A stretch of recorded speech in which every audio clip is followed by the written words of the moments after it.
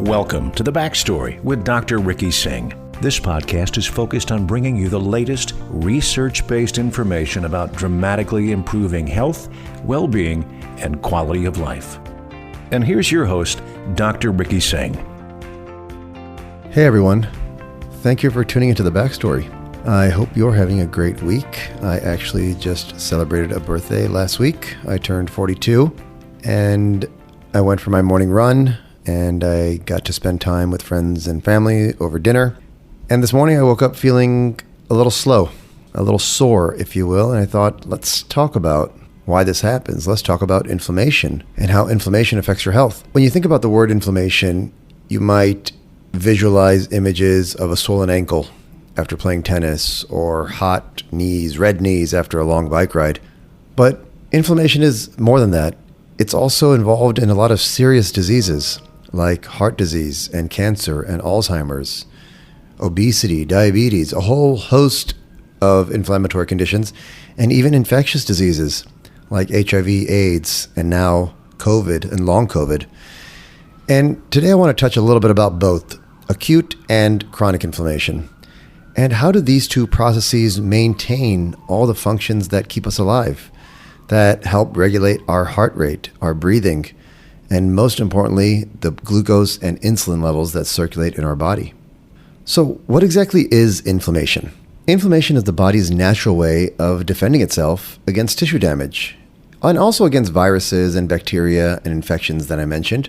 But it's the defense that is governed primarily by the immune system. So what happens with inflammation? Your body dispatches white blood cells and other proteins to affected areas, and that's why those areas become red and swollen, and sometimes you even develop a fever. That's your body's way of fighting an infection. But sometimes this really acute or immediate response is not so effective, and at that point, your body's acute inflammation becomes chronic, and this is what can result in harm to the body. What happens with acute inflammation, it's typically of short duration, lasting minutes to days, maybe even up to a week. And essentially, your body releases fluids and blood proteins, white blood cells, like I mentioned before. And this excess body flow to the site of injury also causes some of the blood vessels to dilate. And again, that's what causes swelling. When this happens, there are a lot of leukocytes, which are white blood cells that come to the injury site and mount this initial inflammatory reaction. And basically the purpose of these white blood cells, which are the first cells to come to the site of injury, their job is primarily to clean up the area and prevent infection. And sometimes this acute immune response isn't quite enough to get rid of this foreign substance or this pathogen. And that's when the body has to elevate this level to the adaptive immune system. And basically, these are when these neutrophils, these white blood cells, are replaced by monocytes. And monocytes are long-lived. They last for up to months in that area. They also are involved in cleaning up debris and dead tissue around the site of an injury. But typically, acute inflammation resolves within a week or so. And if you have a prolonged immune response, that's usually indicative of infection. Now, chronic inflammation's a little bit different. If your body is not successful in getting rid of the cause of the initial inflammation, again, it could be a virus, it could be bacteria, it could be some type of chronic infection. But if your body is unable to remove the cause of this acute inflammation, your body may enter a state of chronic inflammation, and it's in this setting where the inflammation itself can become the enemy. Typically, we think of inflammation as a system in our body to remove some of these foreign substances or pathogens from the body. But it can also turn on by other causes. And some of these reasons include excess body fat, poor blood sugar control. All of these are reasons that the body is able to trigger an immune response and induce this chronic inflammatory response. So how do you prevent inflammation in the body? Now, there are a number of lifestyle modifications and changes that we're going to talk about which reduce inflammation. But probably the most effective one is weight loss. And according to a few studies from 2018, losing weight not only reduces the amount of inflammation in your body, but also if you reduce the number of calories that you consume, no matter what diet you follow, that also has an anti-inflammatory benefit. And some other ways to reduce inflammation in the body, which I have discussed in previous episodes, include eating a diet that's low in sugar, trying to avoid high fructose corn syrup, reducing your intake of saturated and trans fats, exercising regularly, reducing your stress. All of these lifestyle behavior modifications can significantly reduce the inflammation in your body and improve your overall wellness. The biggest problem with this chronic low-grade inflammation is that it's a silent problem. It's a silent killer, and there aren't easy ways to recognize some of the symptoms, just like high blood pressure. But some warning signs and factors that contribute to this low-grade inflammation are weight gain, fatigue, joint pain, skin problems, digestive issues. All of these problems can cause symptoms, and one of them could be this chronic low-grade inflammation. And since so much of this inflammation is closely tied to what we bring into our bodies, like tobacco smoke or chemicals, red meat, alcohol, sugar, and processed foods, it makes sense that changing our lifestyle and improving some of our behaviors is an effective way to cool that inflammation.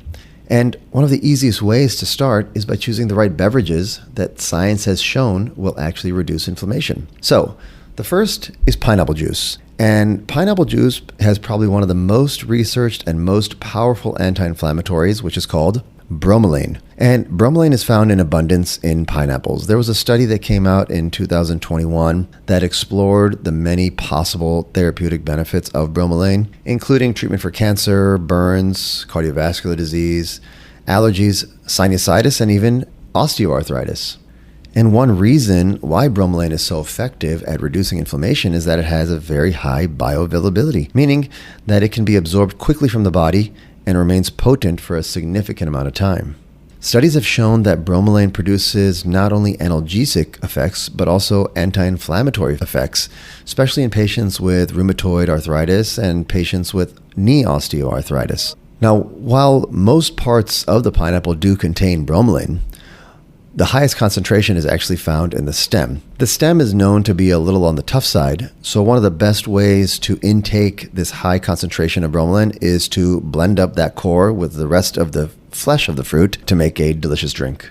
The second beverage to reduce your inflammation is warm turmeric milk. Now, I have talked before in previous podcast episodes and newsletters on the benefit of turmeric. And turmeric is this yellowish orange spice found in Indian food. It comes from a powerful anti-inflammatory compound called curcumin, which has been known to help reduce the risk of many chronic diseases, such as heart disease and inflammatory pain from osteoarthritis. In fact, a really compelling article came out in 2019, which took almost 140 patients and split them into two groups. One group took turmeric 3 times a day, and the other group took 50 milligrams of a known non-steroidal anti-inflammatory, something called diclofenac, twice a day.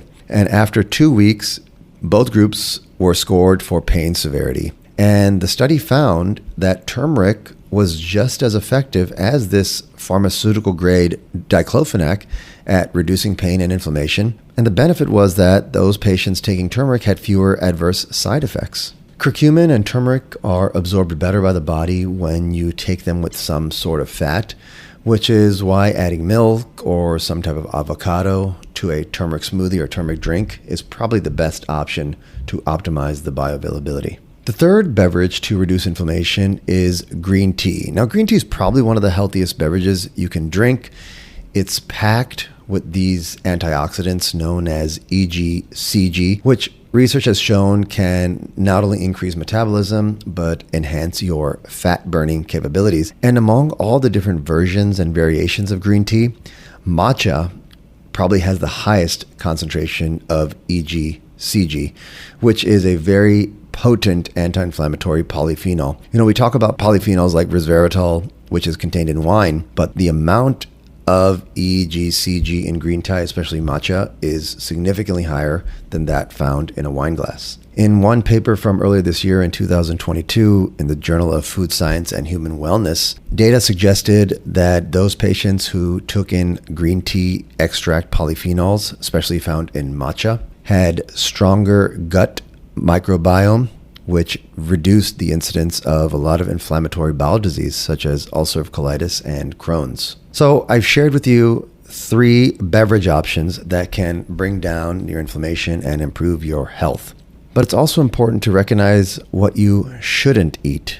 And I want to talk about a few items that we all intake during breakfast. So breakfast pastries like waffles, pancakes, which are my son's favorite breakfast food, and they're probably easy to grab when you're in a rush, but in all honesty, they can actually contribute to inflammation if you eat them often. And there are a few reasons to avoid pastries if you're concerned about inflammation and your gut health. The first is that they're very high in refined carbs. Now, foods that are high in fiber can encourage the growth of beneficial gut bacteria and help with reduced inflammation. But on the other hand, breakfast pastries are typically low in fiber and high in refined carbs, which are known to promote the growth of harmful bacteria and cause inflammation.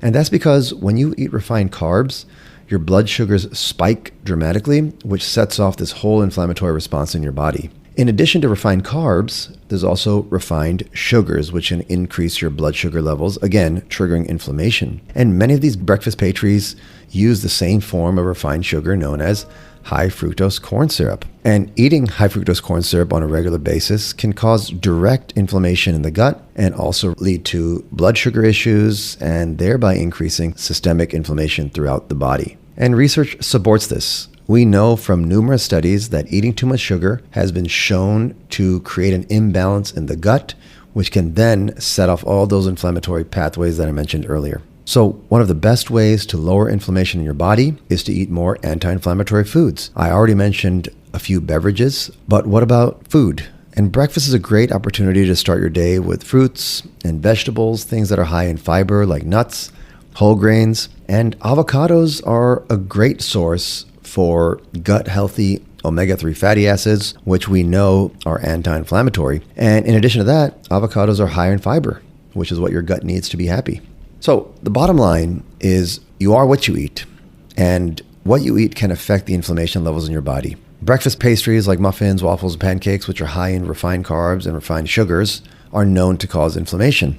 And adding foods that are high in good fats like avocados or high in fibers like fruits and oats can have anti-inflammatory benefits and promote a healthy gut. And don't forget about the drinks we mentioned: pineapple juice, turmeric milk, and green tea. All supercharged foods to bring down inflammation in the body. And thank you out there for tuning in to the Backstory podcast. Remember, if you don't recognize an ingredient, your body won't either. You are what you eat. We've got your back. Thanks for tuning in. Thanks for listening to The Backstory. Please subscribe, rate the podcast, and review The Backstory on Apple Podcast, Spotify, and Google Play Music.